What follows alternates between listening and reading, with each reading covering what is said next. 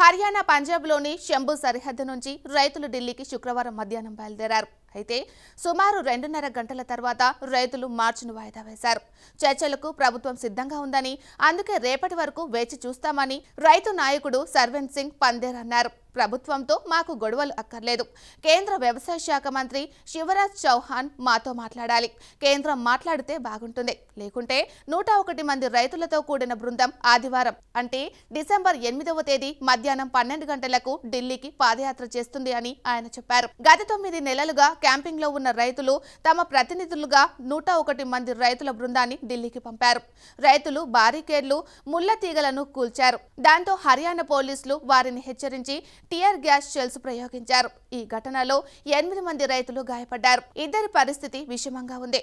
హర్యానా పోలీసులతో చర్చలు జరపాలని పందేర్ తెలిపారు.